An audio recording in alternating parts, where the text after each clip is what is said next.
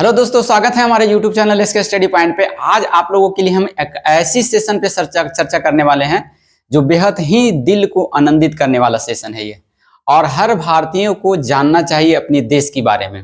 इसीलिए यह session important हो जाता है और इसके बारे में जानकारी प्राप्त करना जरूरी है। इससे ज्ञात होगा कि हमारा देश कहाँ है और हमारे देश के जो बहुत सारे दुश्मन हैं वो क्या सोचते हैं भारत के बारे में। तो इसी विषय को लेकर हम आपके सामने उपस्थित हुए हैं। तो फिर से हम आपको ध्यान आकर्षित करवाना चाहते हैं इस टॉपिक पर, क्योंकि अगर आप एग्जाम की तैयारी भी करते हैं तो यहाँ से क्वेश्चन आपको लड़ने की संभावना होती है, चाहे वह जिस भी एग्जाम की तैयारी करते हैं। करेंट अफेयर से रिलेटेड है और इकोनॉमिक्स से संबंधित है। तो चलिए हम इसको विस्तार से चर्चा करते हैं, थोड़ा देर के लिए टॉपिक है। चलिए देखिए, आप लोग थंबनेल में देखे होंगे कि 5 सालों से चीन को नाको दम कर रखा है भारत ने। यही हमने दिखाया है आपको, ऊपर में आप देखे होंगे मेरा YouTube थंबनेल में देखे होंगे आप लोग कि मेरा यही लगा हुआ है थंबनेल। अब क्या है इसमें, कौन कर रहा है 5 साल से चीन को नाको दम, नाको तली उंगलियां कौन कर रहा है? तो वो है भारत। चीन को किसी को, यानी भारत छोड़कर किसी भी देश को चीन वैल्यू नहीं देता है, चूहा समझता है, गीदड़ समझता है। लेकिन भारत के बारे में ऐसी बात नहीं है। भारत से उसको भी खतरा है। यह अच्छी भली बात वह जानता है कि अगर हमें कोई बिगाड़ सकता है तो वो भारत है, अन्यथा कोई भी नहीं। चलिए देखिए, अब है उसी बात को लेकर के एडीबी ने एक रिपोर्ट जारी की है। एडीबी, एशियन डेवलपमेंट बैंक, गुरुवार को कहा कि भारत लगातार 5वें वर्ष जो है आर्थिक विकास दर के मामले में चीन से आगे रहेगा। 5वें वर्ष, यह एक वर्ष नहीं, 5वें वर्ष। इसीलिए हमने लिखा था 5 सालों से चीन के नाको दम कर रखा है भारत। तो एडीबी ने यह रिपोर्ट निकाल दी है कि 5वें वर्ष आर्थिक विकास दर के मामले में चीन से आगे रहेगा। कौन? भारत रहेगा, अपना देश। वित्तीय वर्ष 2023-24 में भारत का जो विकास दर की बात कही गई है एडीबी के द्वारा, वो कही है कि इसका 7% है रहने का अनुमान है। विकास दर जो है भारत का कब, फाइनेंशियल देख लीजिएगा आप लोग, 2023 और 24 में कितने परसेंट? 7% रहने का अनुमान लगाया गया। वही चालू वित्तीय वर्ष, चालू वित्तीय वर्ष का मतलब जो अगला साल ये आने वाला है 2024 से 25 में। इससे पहले आप 2023-24 की बात सुने जो 7% रहने का अनुमान लगाया, और 2024-25 में भारत की जीडीपी माने विकास दर 7.2% रहने की अनुमान लगाई गई है। वहीं हम इन 2 वर्षों के दौरान हम चीन की जीडीपी की बात करें, चीन की विकास दर की बात करें सालाना, तो 2023-24 में है जो चीन की जीडीपी यानी विकास दर जो है 4.8%, और यह जो 2024-25 में है वह 4.5%, 4.5%। तो लगभग हम कह सकते हैं इसके दुगने, यानी 5%, 7% और 4.5 फिर 7.2, तो उससे हम है जो लगभग दुगने के बराबर है जो विकास दर कर रहे हैं। किससे? चीन से आगे। एडीबी के अनुसार यह 5वें वर्ष ऐसा साल होगा जब भारत की विकास दर जो है चीन से ज्यादा होगी, ऐसा अनुमान लगा दिया है। अगर हम चीन की इकोनॉमी की बात करें, अर्थव्यवस्था की बात करें, तो उसका जो है 18 ट्रिलियन डॉलर के साथ विश्व में दूसरे नंबर पर अर्थव्यवस्था वाला देश है। वहीं अगर हम भारत की बात करें तो भारत जो है 3.8 ट्रिलियन डॉलर के साथ 5वें नंबर पर वाला देश है भारत। लगभग हमसे 5 टाइम आगे है जीडीपी के मामले में। कौन? चाइना आगे है, और उसे हम टारगेट करते हुए अचीव करना है।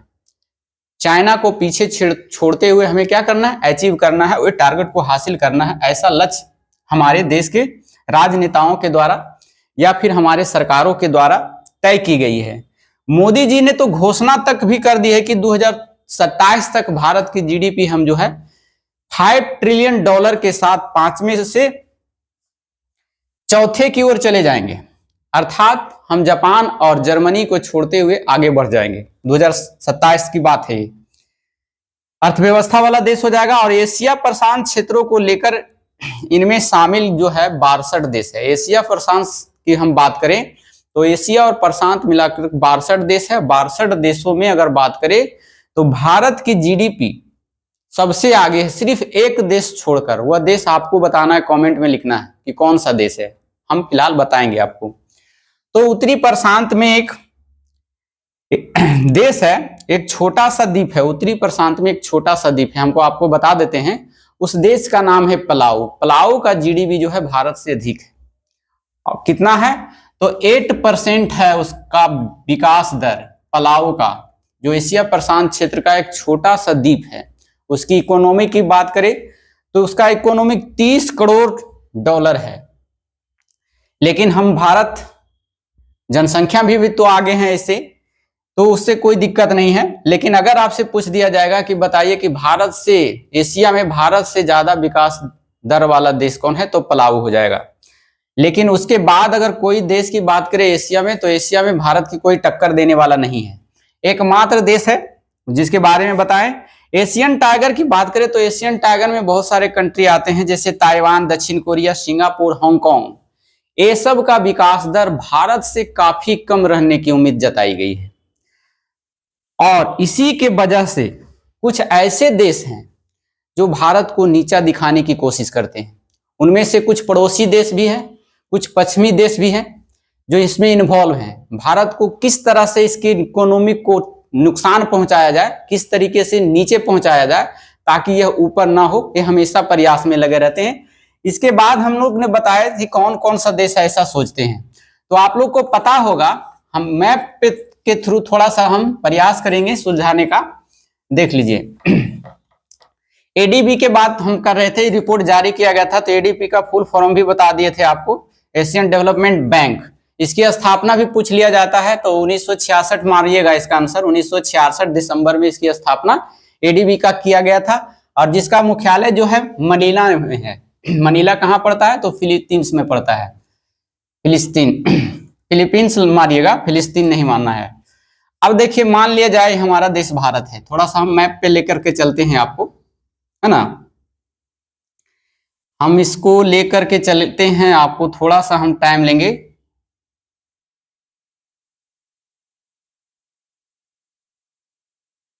ज्यादा टाइम नहीं लेंगे हम आपसे, थोड़ा सा बने रहिएगा हमारे साथ। ये मान लीजिएगा कि हमारा देश भारत है।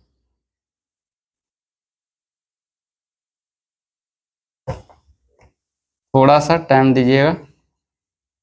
चलिए देखिए, ये हमारा देश भारत है। इसमें हम बात करें तो ये तो हो गया हमारा क्या, पाकिस्तान हो गया। और इधर जो है चाइना बैठा हुआ है, चीन, इधर पाकिस्तान। यहां से लेके एक कब्जा कर लिया है पीओके, और इधर अक्साई चीन एक कब्जा कर रखा है, कौन? चाइना। कब? ये 1962 के युद्ध में किया था, और ये किया था आपका 1965 के युद्ध में। सॉरी, माफ कीजिएगा, 1965 में नहीं हुआ था, 1962 में चीन किया था, और 1971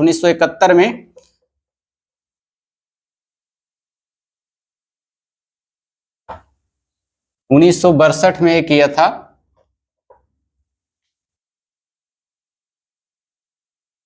फिलहाल डेट याद रखिएगा, छोड़िए इसको, डेट नहीं मालूम चल रहा है अभी, इसको याद कीजिएगा। 1962 में चाइना, और 1947-48 में है, जो जब हमारा देश आजाद हुआ था, तो आजादी के बाद कुछ काफिले हैं जो घुस गए थे, उसके बाद है जो यहाँ पर कब्जा कर लिए थे। तो दोनों तरफ से, और ये इसका है आका, चीन पाकिस्तान का आका है, जो कहता है वही सुनता है। तो इस तरह से हमारे देश में नीचे श्रीलंका हो गया, इधर म्यांमार है, इधर है जो आपका लक्षद्वीप है, और बहुत सारे बांग्लादेश है, और पश्चिमी देश इधर जैसे कनाडा वगैरह हो गया, अमेरिका हो गया, ये सभी देश है। साथ साथ ऑस्ट्रेलिया को भी ले ले तो ऑस्ट्रेलिया भी कम नहीं है।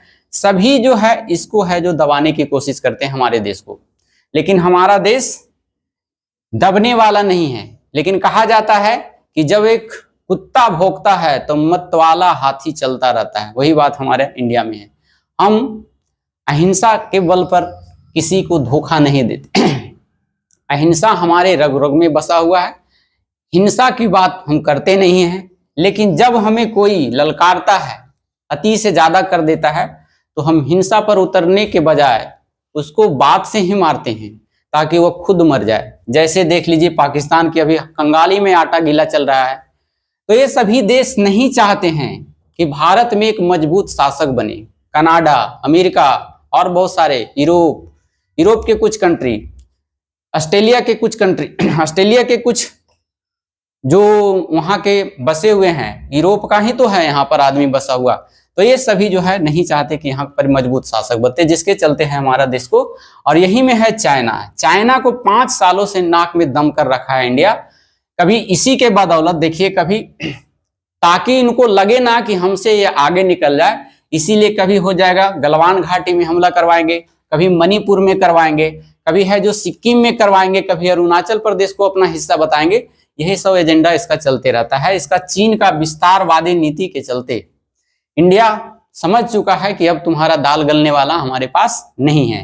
इसीलिए टिट फॉर टैट की नीति अपना लिया है भारत ने कि तुम जैसा करोगे हम भी तुम्हारे साथ वैसा ही बर्ताव करेंगे।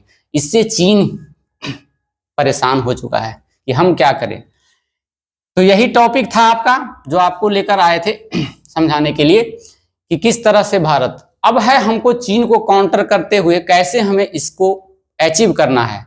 चीन की जीडीपी हम बताते हैं 18 ट्रिलियन डॉलर है, हमारा भी लगभग है 3.8 ट्रिलियन डॉलर। इसको अचीव करने के लिए हमें क्या करना होगा?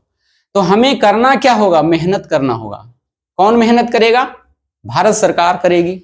भारत सरकार तो करेगी। भारत की जितनी भी जनता है उनसे हम यही उम्मीद करते हैं कि वो भी कड़ी मेहनत करे। जैसे देखे थे आप लोग जापान को, जापान क्या हुआ था, जापान पर है जो बम गिरा दिया गया था, तबाह कर दिया गया था, लेकिन फिर भी आज चौथी इकोनॉमिक बन के खड़ा है। क्यों हुआ?